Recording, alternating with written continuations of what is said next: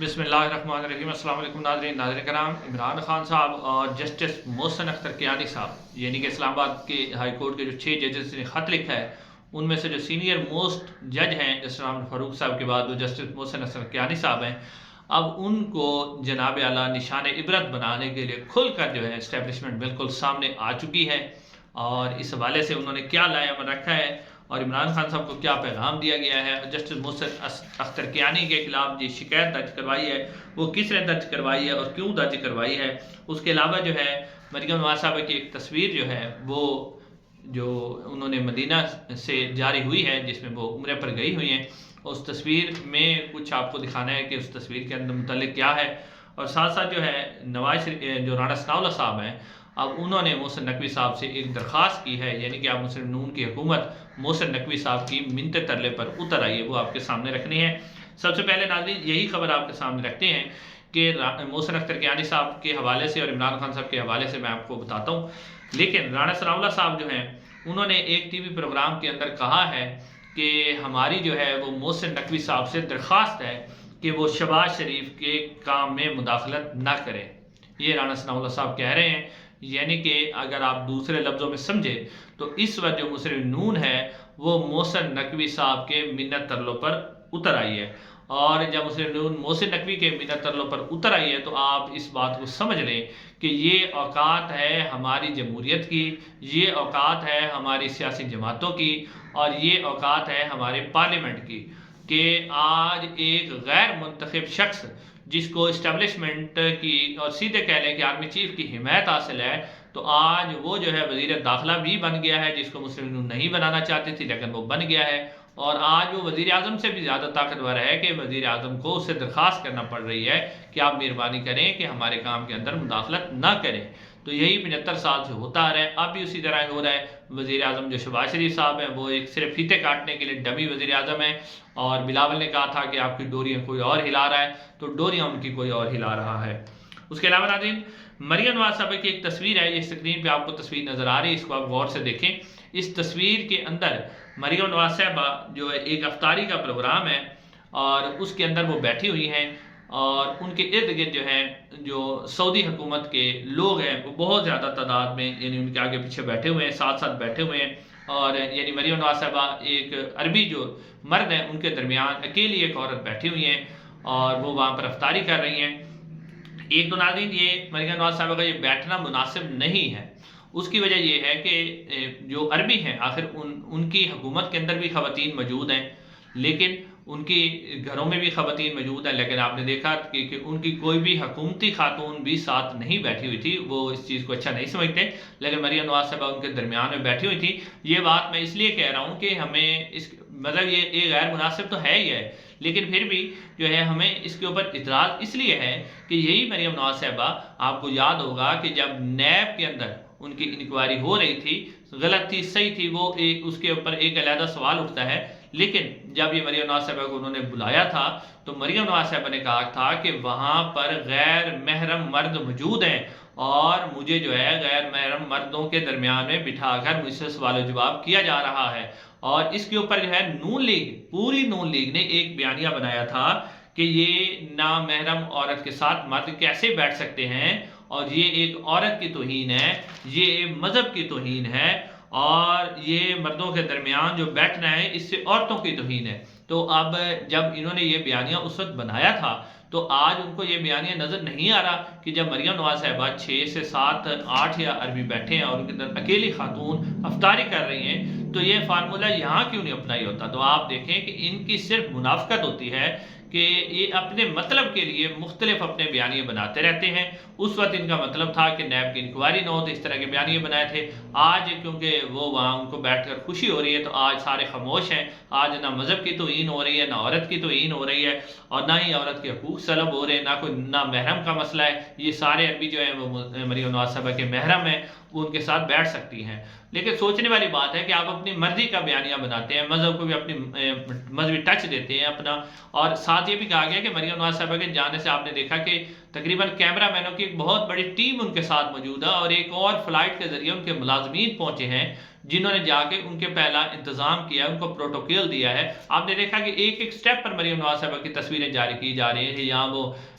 خانہ کعبہ میں سے آ رہی ہیں، یا مسجد نبی کے اندر ہیں، یا وہ دعا کر رہی ہیں، جو کچھ بھی ہے اس کی تصویریں بنائی جا رہی ہیں۔ ایک پوری ٹیم وہ ساتھ لے کر گئی ہیں، سرکاری خرچے پر وہ عمرہ کرنے گئی ہوئی ہیں، اور پیچھے ان کو شاید وہ نظر نہیں آتے جو خواتین آٹے کی لائنوں میں لگی ہوئی ہیں، راشن سے تنگ ہیں، غریب جو ہیں وہ بھوکے مر رہے ہیں، ان کے پاس اپنے بچوں کی فیسوں کے پیسے نہیں ہیں، وہ بچوں کو پڑھا نہیں سکتے، لیکن وہاں پر عمرے کیے جا رہے ہیں اور اس کی باقاعدہ طور پہ تصویریں بھی پھینکی جا رہی ہیں۔ اب ناظرین آتے ہیں اس معاملے کی طرف جس میں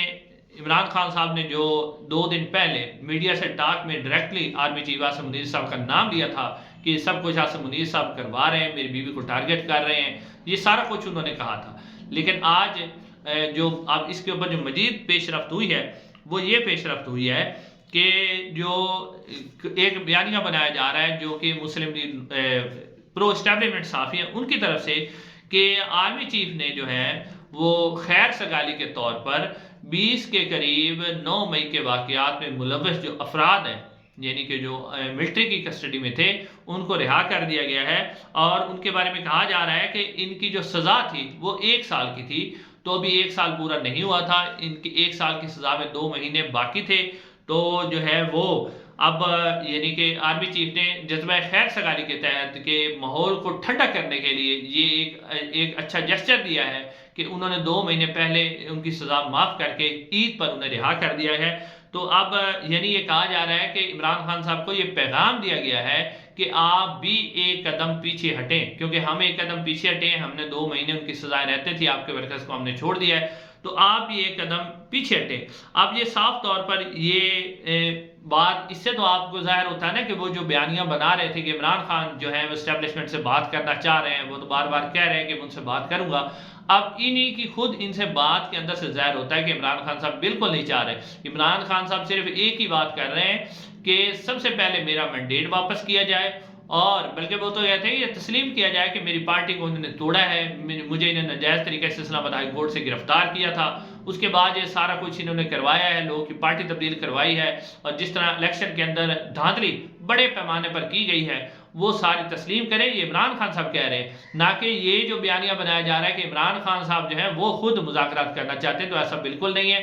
اب یہ جو ایک دیا جا رہا ہے صحافیوں کی طرف سے کہ جذبہ خیر سگالی ہے، تو اس سے پیغام کون دے رہا ہے؟ اس سے پیغام اسٹیبلشمنٹ دے رہی ہے کہ جب ہم ایک قدم پیچھے ہٹے تو عمران خان صاحب بھی ایک قدم پیچھے ہٹے، تو ہم مفاہمت کے لیے تیار ہیں، لیکن عمران خان صاحب جو ہیں وہ ابھی تک اپنے موقف پر ڈٹے ہوئے ہیں، ان کے موقف کے اندر کوئی تبدیلی نہیں آئی۔ اسی موقف کے اظہار کے لیے انہوں نے 2 دن پہلے جو اپنا ایک بیان دیا تھا آرمی چیف کے خلاف کہ آرمی چیف ہی سب کچھ کروا رہے ہیں، تو انہوں نے اپنا موقف واضح کیا ہے۔ تو اب یہ لگ رہا ہے کہ جو اسٹیبلشمنٹ کا خیمہ ہے اس کے اندر شدید پریشانی ہے، اضطراب کا شکار ہے وہ،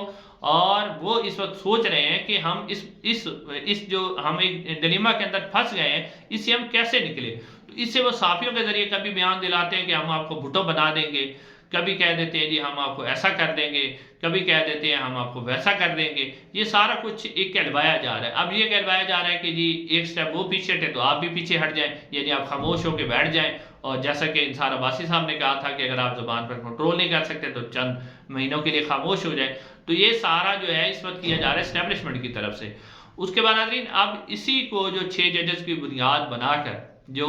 اب ان کے اوپر ٹارگٹ تو کیا جا رہا ہے، ان ججز کو ان کے اوپر شدید غصہ ہے کہ انہوں نے ایسی جرت کیسے کر لی کہ 75 سال سے کوئی جرت نہیں کر سکا، تو انہوں نے جرت کیسے کر لی۔ اب جسٹس جو محسن اختر کیانی ہیں جو کہ چیف جسٹس اسلام آباد جسٹس عامر فاروق صاحب کے بعد سینئر ترین جج ہیں، اب ان کے خلاف ایک شکایت درج کروائی ہے سپریم جوڈیشل کونسل میں، اور یہ جو شکایت درج کروائی ہے وقاص ملک صاحب وکیل ہیں، انہوں نے یہ درج کروائی ہے۔ اور ناظرین ان کا انٹرویو کیا ہے مطیع اللہ جان نے اپنے ایم جے ٹی وی پر، اس کے اندر بھی لگتا ہے کہ ان سے شکایت کروائی گئی، حالانکہ وہ بار بار کہہ رہے ہیں کہ میں نے شکایت نہیں کروائی۔ آپ اس بات کو سمجھیں کہ انہوں نے شکایت کی ہے کہ بے نظیر بھٹو صاحب کے جو ایک وکیل تھے، ان کو یہ جو جسٹس محسن اختر کیانی صاحب کے وکیل، یعنی جب یہ وکیل ہوا کرتے تھے تو ان کے چیمبر میں ایک اور وکیل صاحب بیٹھتے تھے، وہ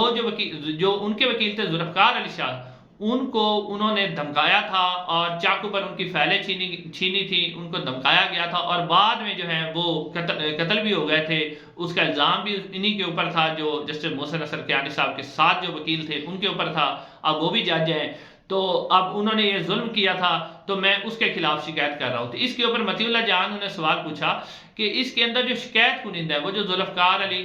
قتل ہوئے تھے، ان کی بیوہ موجود ہے، ان کے بچے موجود ہیں، وہ تو شکایت نہیں کر رہے، اور پھر اتنی دیر کے بعد آپ کو کیسے خیال آیا کہ آپ شکایت کر رہے ہیں؟ تو ان کے پاس کوئی جواب نہیں تھا، بس آگے پیچھے وہ باتیں کرنے لگ گئے۔ اب ناظرین کوشش یہ کی جا رہی ہے، کیونکہ جیسے عامر فاروق صاحب اگر اسلام آباد ہائی کورٹ سے سپریم کورٹ میں چلے جاتے ہیں تو پیچھے سے چیف جسٹس بن جانا محسن اختر کیانی صاحب نے، تو اب ان کے خلاف یہ شکایت درج کروائی گئی باقاعدہ طور پر۔ ایک تھرڈ پرسن کی شکایت ایک آدمی کر رہا ہے جس کا اس کیس کے ساتھ کوئی لینا دینا نہیں ہے، اور پھر جسٹس محسن اختر کیانی کے ساتھ اس کا کیا تعلق ہے کہ ان کے ساتھی وکیل نے جو کیا اس کے ذمہ دار محسن اختر کیانی کیا ہو گئے؟ تو اسٹیبلشمنٹ آپ کو پتہ ہے اس طرح واضح پیغام دے رہی ہے، ایک طرف وہ جو ہے کچھ منت ترلا بھی کر رہی ہے اور دوسری طرف سخت پیغام بھی دے رہی ہے کہ ہم آپ سے